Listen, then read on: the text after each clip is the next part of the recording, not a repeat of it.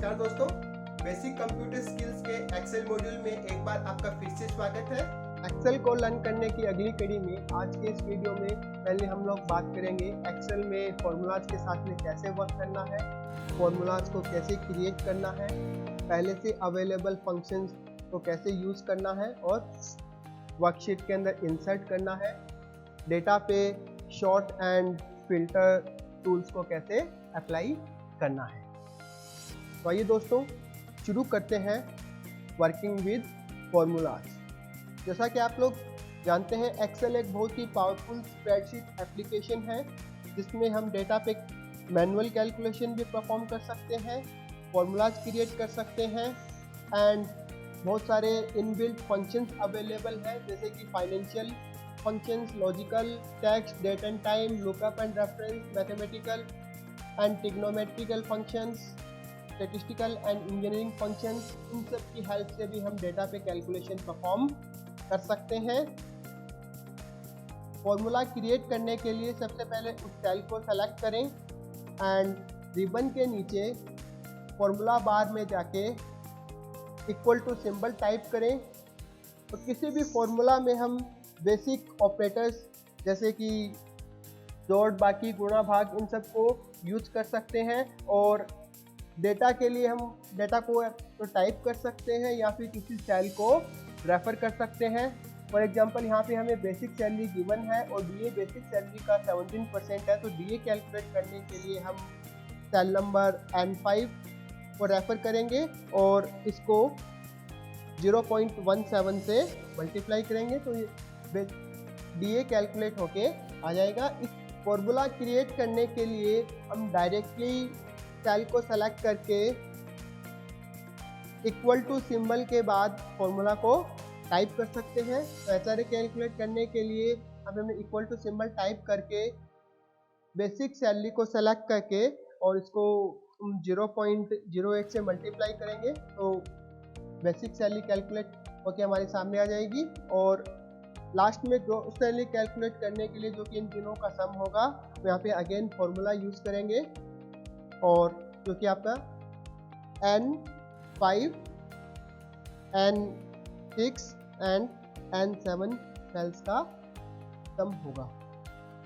Excel में पहले से अवेलेबल फंक्शंस को भी हम इसी सेल में इंसर्ट करके डेटा पे अप्लाई कर सकते हैं। फॉर एग्जांपल यहाँ पे हमें 6 सब्जेक्ट के मार्क्स का टोटल करना है, तो इस सेल को सेलेक्ट करके इंसर्ट फंक्शन बटन की हेल्प से हम किसी फंक्शन को इंसर्ट कर सकते हैं। तो जैसे ही हम इंसर्ट फंक्शन बटन पे क्लिक करेंगे वैसे सामने एक विंडो डिस्प्ले होगी। यहाँ पे हम किसी पर्टिकुलर फंक्शन के लिए सर्च कर सकते हैं। फॉर एग्जांपल हमें सम फंक्शन के लिए सर्च करना है, तो जैसे ही हम सम टाइप करके गो पे क्लिक करेंगे यहाँ पे हमारे सामने सम फंक्शन डिस्प्ले होगा। अगर हम इसको सेलेक्ट करते हैं तो उसके बाद हमसे ये पूछेगा कि हमें कौन सी सेल्स का सम करना है, यानी कि यहाँ पे हम एक सेल रेंज स्पेसिफाई कर सकते हैं। तो 6 सब्जेक्ट के लिए हमारे पास में जो फर्स्ट सेल C4 है और लास्ट सेल H4 है, तो उनको सेलेक्ट करके हम सम को कैलकुलेट कर सकते हैं। तो जैसे ही हमने यहाँ पे C4 से लेके H4 तक सेल को सेलेक्ट किया और ओके बटन पे क्लिक किया तो इसका टोटल यहाँ पे डिस्प्ले हो जाएगा। इसके बाद अगर हमें सेम फॉर्मूला नीचे वाली रोज के अंदर भी अप्लाई करना है तो ऑटो फिल ऑप्शन की हेल्प से हम फिल हैंडल को एक्टिव करके इस फॉर्मूला को अप्लाई कर सकते हैं या नीचे वाली सेल के अंदर भी कॉपी कर सकते हैं। तो इसके लिए फिल हैंडल पे क्लिक करके हम जैसे ही माउस को ड्रैग करेंगे फॉर्मूला इस पर्टिकुलर रो पे भी अप्लाई हो जाएगा। यहाँ पे आप देख पाएंगे कि फॉर्मूला के अंदर सेल रेफरेंस ऑटोमेटिकली अपडेट हो रहा है। इसका मतलब ये है कि जब भी एक्सेल में हम किसी फॉर्मूला को कॉपी करते हैं या ऑटोफिल ऑप्शन की हेल्प से फॉर्मूला पुट करते हैं तो सेल रेफरेंस ऑटोमेटिकली अपडेट हो जाता है। परसेंटेज मार्क्स कैलकुलेट करने के लिए हम यहाँ फॉर्मूला अप्लाई करेंगे। इसके लिए total marks divided by maximum marks and multiplied by 100 और जैसे ही एंटर प्रेस करेंगे परसेंटेज कैलकुलेट हो जाएगी। अब हम जैसे ही इस फॉर्मूला को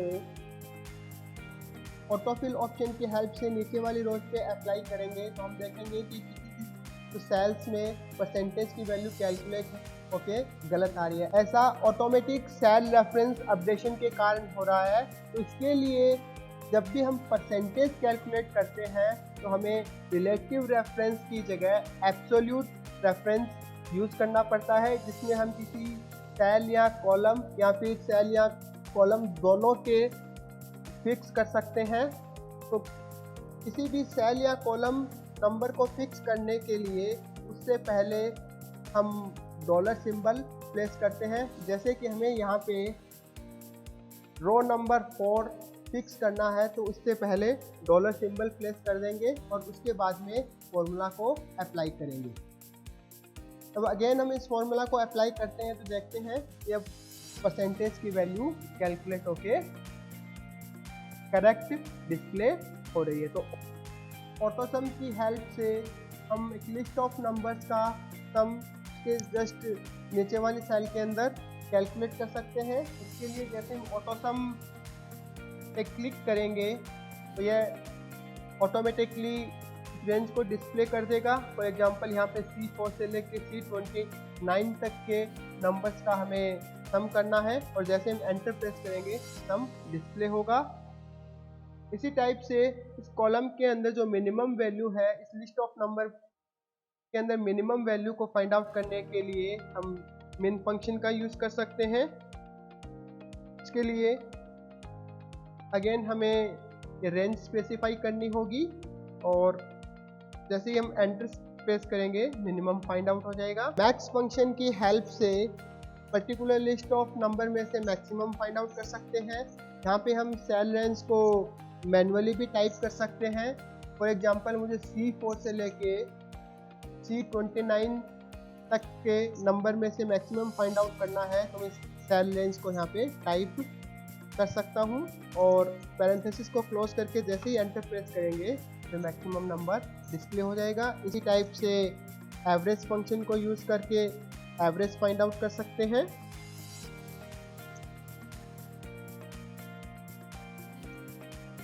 काउंट फंक्शन की हेल्प से हम किसी रेंज के अंदर सेल वैल्यूज को काउंट कर सकते हैं।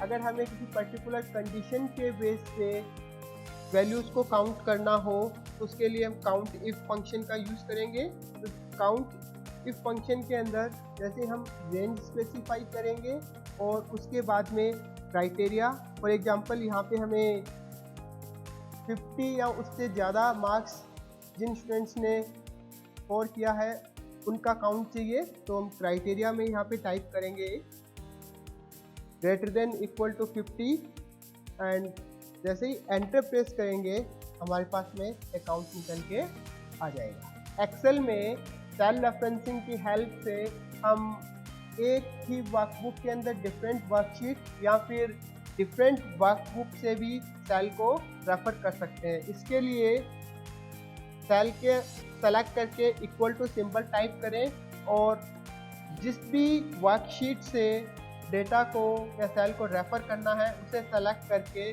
पर्टिकुलर सेल को सेलेक्ट करें और एंटर प्रेस करें। यहाँ पे हम देख पाएंगे कि ये वर्कशीट 1 से डेटा यहाँ पे कॉपी हो गया। अब बात करते हैं एक्सेल के अंदर शॉर्ट एंड फिल्टर टूल की। डेटा एंटर करने के बाद हमें डेटा को किसी पर्टिकुलर ऑर्डर में अरेंज करना होता है, जैसे कि अल्फ़ाबेटिक ऑर्डर में हो सकता है या फिर नंबर्स के अकॉर्डिंग हो सकता है। तो उसके लिए हम एक्सेल में शॉर्ट टूल को यूज़ कर सकते हैं। शॉर्ट टूल को यूज़ करने के लिए सबसे पहले उस डेटा को सेलेक्ट करें जिसे शॉर्ट करना है एंड शॉर्ट एंड फिल्टर पे क्लिक करें। हमारे पास में पहले से available option sort smallest to largest होता है जो कि ऑलरेडी अप्लाइड है और हम इसको लार्जेस्ट टू स्मॉलेस्ट भी शॉर्ट कर सकते हैं, जैसा कि आप यहाँ पे देख पा रहे हैं। अब ये जो cells largest to smallest order में शॉर्टेड है इसके अलावा कस्टम शॉर्ट ऑप्शन को भी हम शॉर्टिंग के लिए यूज़ कर सकते हैं।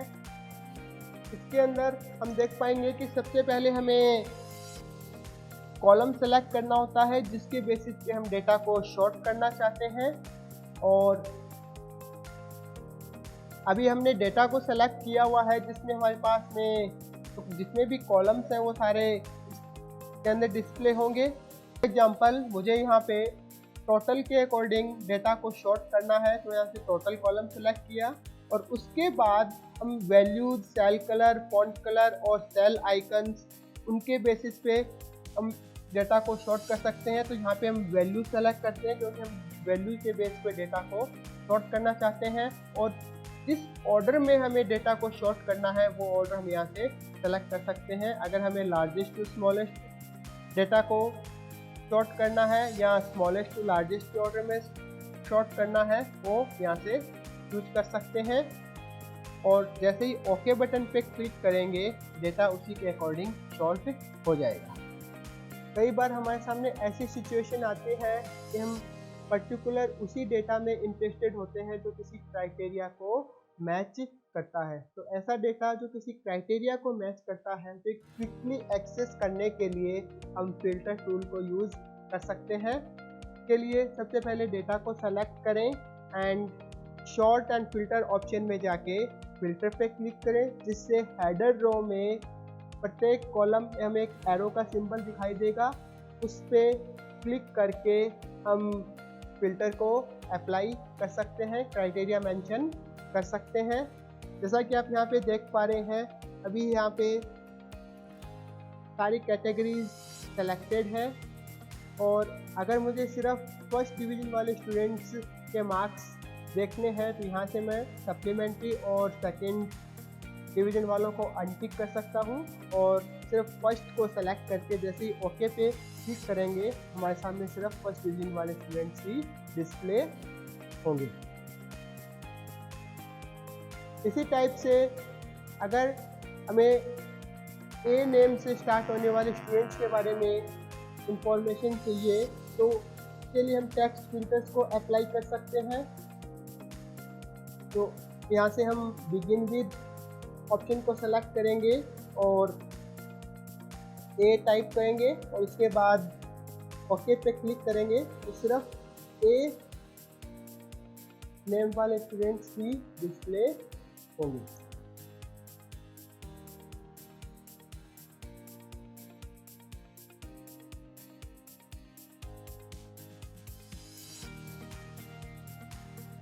अगर हमें नंबर्स पे फिल्टर अप्लाई करना हो के लिए हम नंबर फिल्टर्स को यूज़ कर सकते हैं।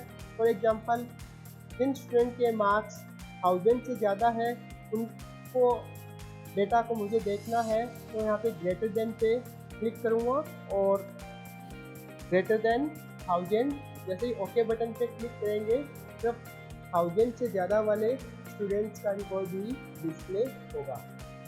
दोस्तों आज के इस वीडियो में हम लोगों ने लर्न किया एक्सेल में फॉर्मूलाज को कैसे क्रिएट करते हैं, पहले से अवेलेबल डिफरेंट टाइप के फंक्शंस को कैसे काम में लेते हैं and sort and filter tool को डेटा पे कैसे अप्लाई करते हैं। नेक्स्ट वीडियो में हम लोग बात करेंगे एक्सेल में चार्ट को कैसे यूज करते हैं और चार्ट टूल की हेल्प से चार्ट को कैसे एडिट करते हैं। हैप्पी